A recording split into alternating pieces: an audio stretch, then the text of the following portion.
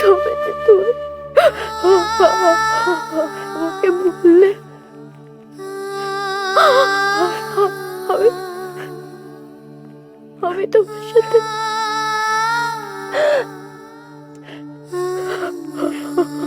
তোমাকে ঠকিয়েছি বলে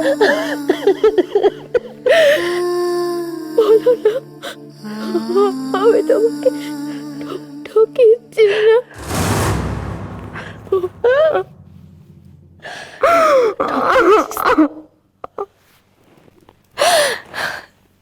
ঠকাসনি বল। একদিন রাতে তুই যখন অন্ধকারে আমায় ছেড়ে চলে যাচ্ছিলি, তখন তুই আমার এই হাত দুটো ধরে বলেছিলি, মনি আমি তোমায় ছেড়ে কোনোদিন কোথাও যাবো না।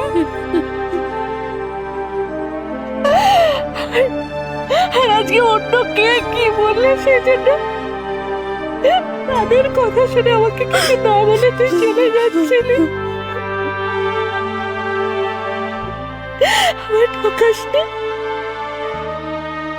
আমায় ঠকালি না তাহলে?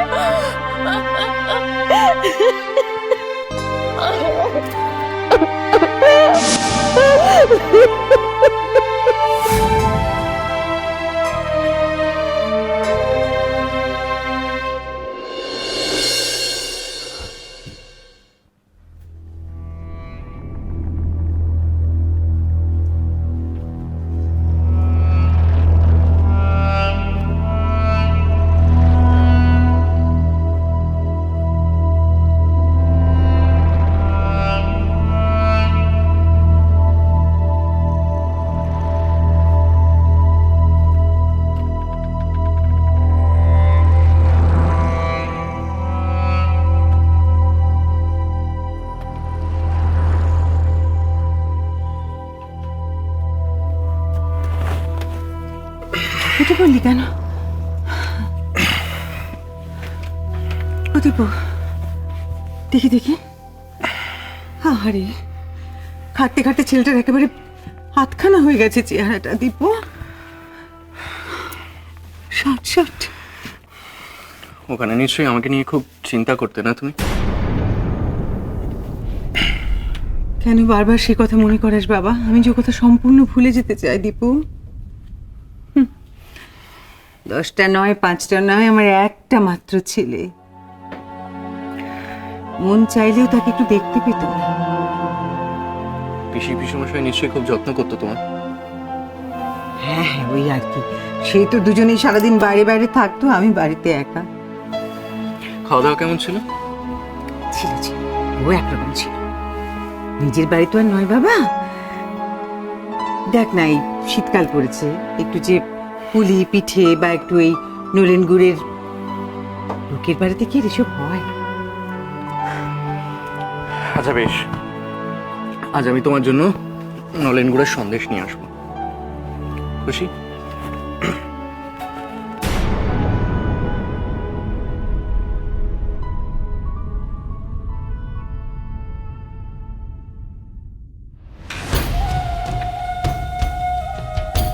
তুই আমার কথা এত ভাবিস দীপু?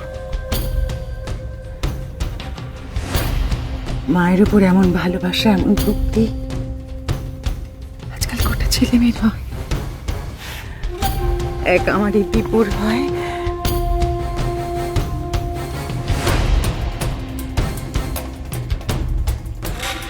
আর এক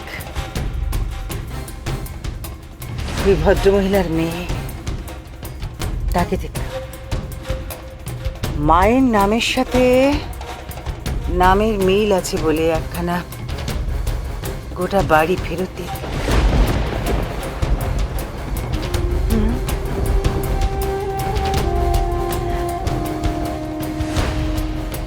আচ্ছা দীপু, তোর কখনো সন্দেহ হয় না, মনে হয় না যে প্রতিমা নামের কাউকে যদি ও বাড়ি ছাড়াই না করতে চায়, তাহলে বাড়িটা ওরা কিনলে কেন? ওরা কিনতে গেল কেন বাড়িটা? ভালো মানুষকেও সন্দেহ করছো মা? হ্যাঁ, তখন আমাদের টাকার দরকার ছিল, বাড়িটা আমাদের কাউকে না কাউকে বিক্রি করতেই হতো। উনি বাড়িটা কিনলে বাড়িটা ফেরত পাওয়ার একটা সুযোগ হতো, অন্য কেউ কিনলে তো সেই সুযোগটা হতো না। না না না, তা নয় বুঝলুম আমি, মা কিন্তু মা মা অনেকদিন পরে এলে তুমি, তোমার তো বয়স হয়েছে, এসব আলোচনা কুটকাচালি এখন আর করো না, মানায় না।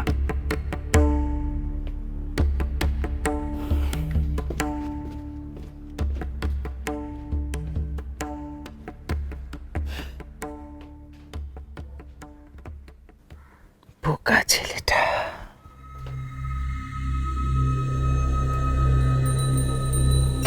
বুঝতেই পারলে না ওরা বাড়িটা কিনেছিল যাতে মেজ বউয়ের অপারেশনের খরচটা উঠে যায়, আর যেই না সেটা হয়ে গেল অমনি বাড়িটা যাদের বাড়ি তাদেরকে ফেরত দিয়ে দিল।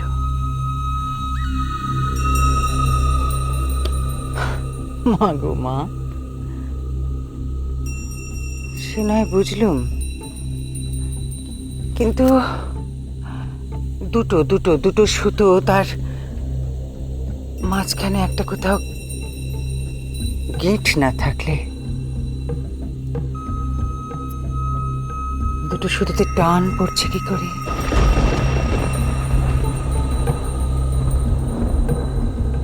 দুটো সুতো একটা কোথাও গিঁট আছে।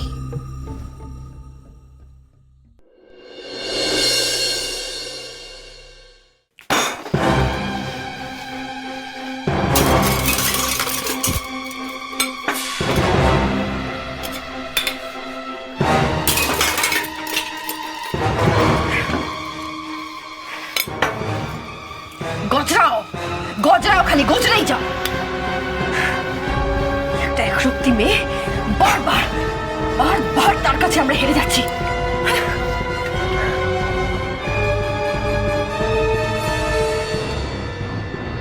মামা,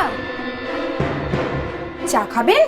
না, আদা দিয়ে চা বানান? বললাম তো খাবো না।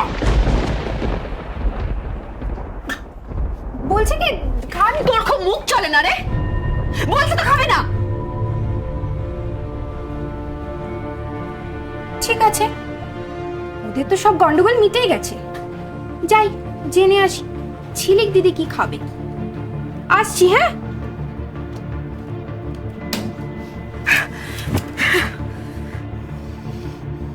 এই হচ্ছে আমাদের ভবিষ্যৎ।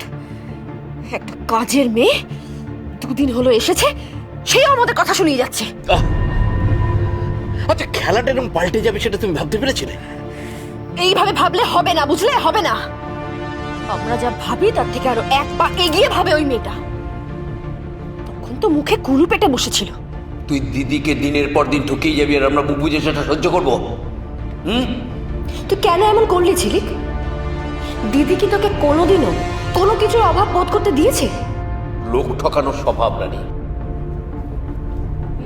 কথা বলে না, স্বভাব যায় না মৌলিক। কারণ ও খুব ভালো করে জানতো শেষ বাজিটা ওই মেরে বেরিয়ে যাবে। রানী, দিদি এভাবে পাল্টি খাবে সেটা আমি আন্দাজ করতে পারিনি। মনি মনি, অমনি মনি গলে জল হয়ে গেল।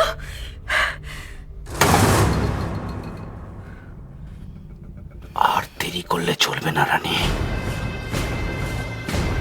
এইবার বাড়িতে এমন কাউকে আনতে হবে যে দিদির দুঃখ ভুলিয়ে দিতে পারে। হয় ঝিলিকের অল্টারনেটিভ, নয়তো ঝিলিক চাঁদের অল্টারনেটিভ।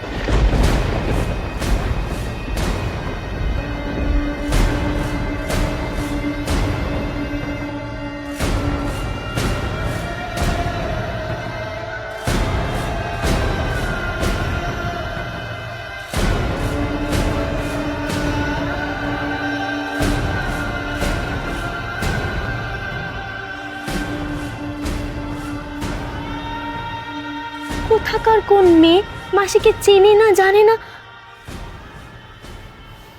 নাকি চেনে? মানে হ্যাঁ, না আমি বলছিলাম যে ওই মেয়েটা হয়তো মেজ বউয়ের খুব চেনা। পিসি ঠাম্মা, তুমি এরকম ভাবছো কেন বলো তো? যা যা বলছি ভালো করে শোন।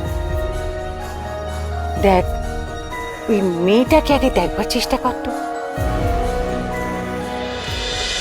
তোমায় ছাড়া ঘুম আসে